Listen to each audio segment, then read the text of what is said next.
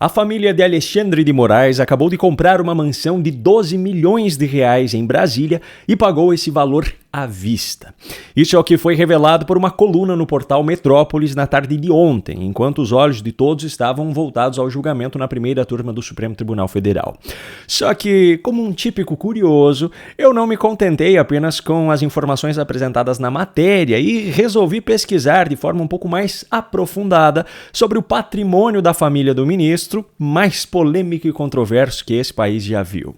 O que eu descobri? Bom, é justamente isso que eu vou mostrar nesse vídeo. Vamos começar pelo próprio imóvel de 12 milhões de reais, que foi o que veio à tona através de uma reportagem publicada ontem no portal Metrópolis.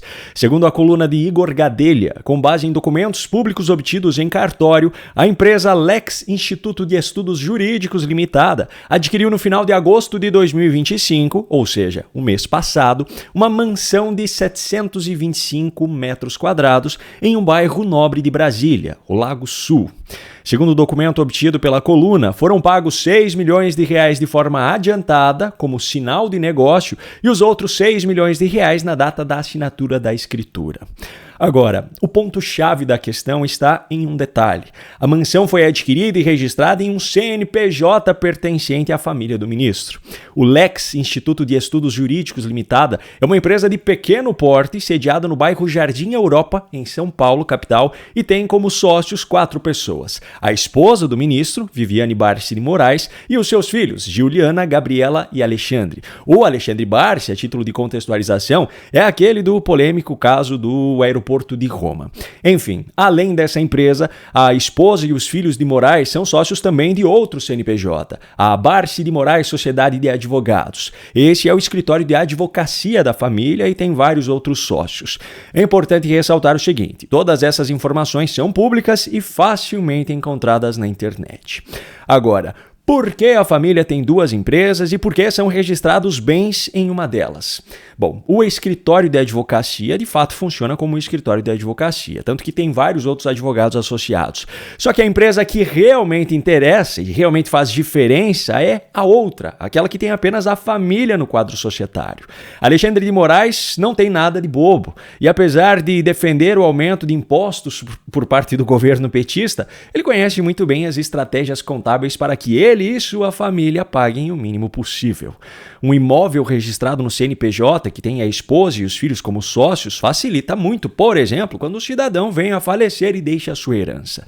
O Lex Instituto de Estudos Jurídicos Limitada foi aberto em junho de 2000 e tem como atividade principal o treinamento em desenvolvimento profissional e gerencial, mas sempre teve apenas os membros da família em seu quadro societário. E essa mansão em Brasília está longe de ser o único bem registrado nesse CNPJ. Aquela mesma matéria publicada no Metrópolis cita no final do texto que a família tem também um apartamento no Jardim Europa, em São Paulo, mesmo bairro em que a empresa está sediada.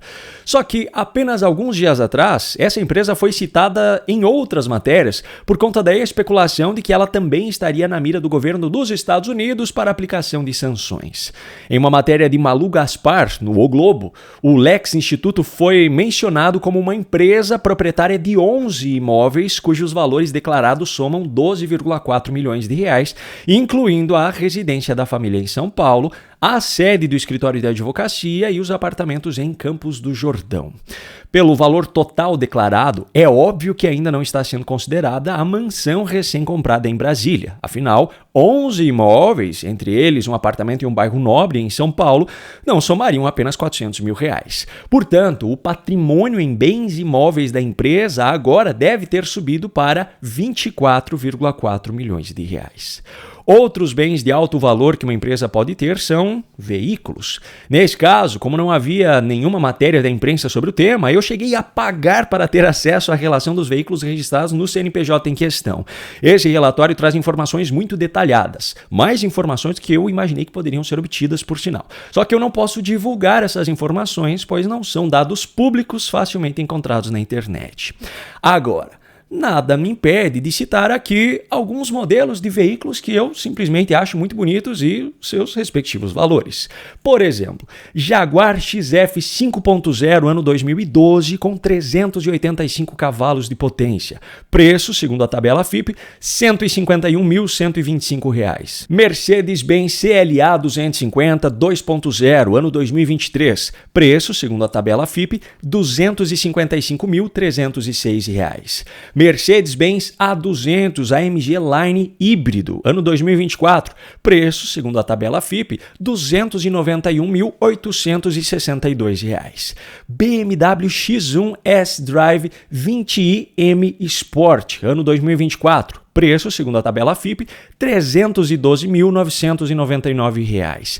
Mercedes-Benz GLA 200 AMG Line híbrido, ano 2025. Preço, segundo a tabela FIPE, R$ 324.523. Somados, os valores desses carros totalizam mais de R$ 1.330.000. Se eu tivesse todos esses carros na garagem e eles estivessem registrados no estado de São Paulo, só de IPVA eu pagaria por ano cerca de R$ 53.000. Se eu ocupasse um cargo muito importante em Brasília, como o de deputado federal, senador, presidente da República ou até mesmo ministro do Supremo Tribunal Federal, o meu salário bruto seria o teto do funcionalismo público, que hoje é de pouco mais de R$ 46.000. O valor líquido, no entanto, é bem menor do que esse, pois só de imposto de renda, por exemplo, o desconto é de 27,5%. Enfim, considerando o que realmente sobra para quem ocupa um cargo como esse, seriam necessários praticamente 2 meses de salário a cada ano para pagar somente o IPVA desses veículos. Só que tem mais um detalhe. Se eu ocupasse um cargo dessa magnitude, certamente seria necessário que os meus veículos fossem blindados para garantir a segurança da minha família e a minha própria. Nesse caso, aquela Jaguar 2012 subiria de R$ 151.000 para R$ 180.000. A Mercedes 2023 subiria de R$ 255.000 para R$ 330.000. A Mercedes 2024 subiria de R$ 291.000 para R$ 380.000. A BMW 2024 subiria de 312 para R$ 400.000. E a Mercedes 2025 subiria de 324 para R$ 460.000. Todos esses valores foram levantados com base em anúncios de veículos blindados desses modelos na internet. Bom, nesse caso, a soma dos valores dos veículos na minha garagem hipotética já subiria para R$ 1.750.000. Eu não estou dizendo que a empresa da família de Moraes tem esses veículos, mas se tivesse, seria um valor muito significativo, não é mesmo? Somado aos valores dos imóveis, isso resultaria em um patrimônio hipotético de mais de R$ 26 milhões. Só que os bens da família Moraes ainda vão muito além disso. O ministro já foi flagrado com relógios de valores equivalentes ao de uma casa. Na semana passada, por exemplo, durante a leitura do relatório no julgamento do ex-presidente da República, ele estava usando um Patek Philippe Nautilus, vendido na internet por cerca de R$500 mil. Moraes também já foi flagrado com um Rolex Yachtmaster, vendido na internet por mais de R$140 mil. Esses não são os únicos relógios do ministro, mas já mostram o padrão adotado por ele. E se o marido usa acessórios desse valor, é óbvio que a esposa possui joias pelo menos do mesmo padrão.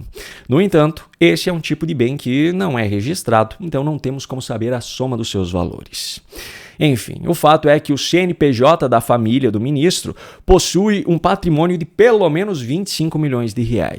Alexandre de Moraes recebe hoje um salário bruto de pouco mais de R$46 mil. Descontando somente o imposto de renda, isso já cai para casa dos R$33 mil mensais. Esse valor está muito longe de ser o suficiente para construir um patrimônio como esse e também longe de ser suficiente para manter um patrimônio como esse. É claro que esse não foi o único salário alto que Moraes teve na vida.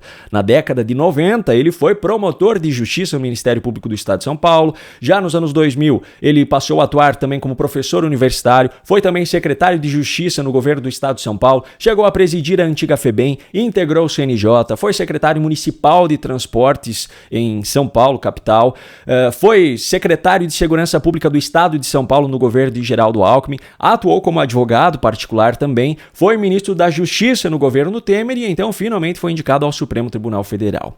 Só que em nenhum cargo público ele teve um salário equivalente ao que recebe hoje, pois o salário de ministro do STF é o teto do funcionalismo público no Brasil. Como advogado, ele pode ter ganhado um bom dinheiro, assim como o escritório de advocacia da sua família até hoje pode gerar uma boa renda. Só que o capital social deste escritório, que tem mais de 10 sócios, é apenas de R$500 mil. Já a outra empresa da família, o Lex Instituto, que tem mais de 24 milhões de reais só em imóveis, possui um capital social de apenas 5 milhões de reais. Bom, eu imagino que nesse momento você esteja se fazendo a mesma pergunta que eu estou me fazendo, então eu não preciso declará-la em voz alta, não é mesmo? Um grande abraço e até a próxima.